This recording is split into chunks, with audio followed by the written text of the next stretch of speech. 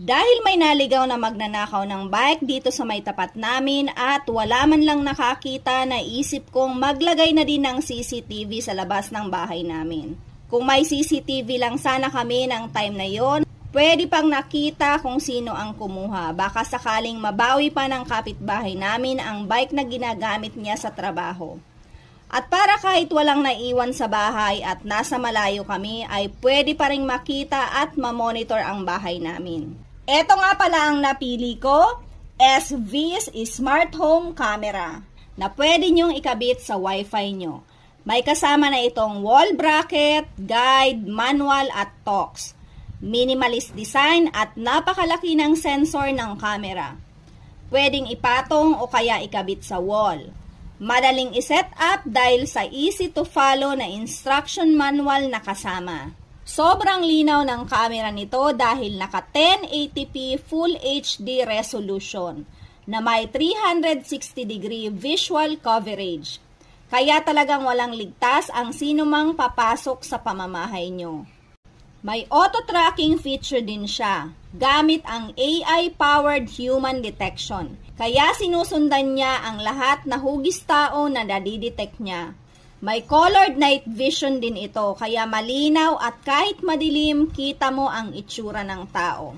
Naka-active defense na rin na kusang nag-a-alarm at iilaw kapag may nadetect na tao.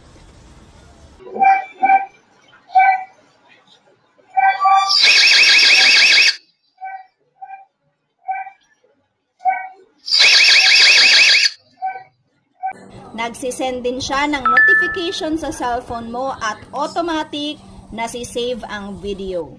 Naka two-way talk din ito. Ibig sabihin, pwede kayo mag-usap ng tao sa labas kagaya nito.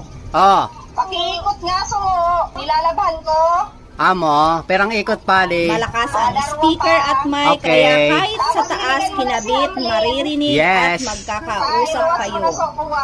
Mga butang sa likod niya. Ayun ko na. Okay, copy.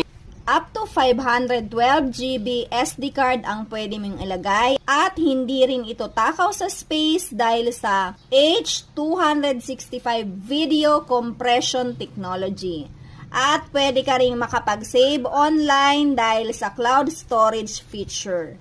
Weatherproof design, kaya eto nga sa garahe namin nilagay kasi saktong-sakto kitang-kita lahat ng papasok sa gate at bakod.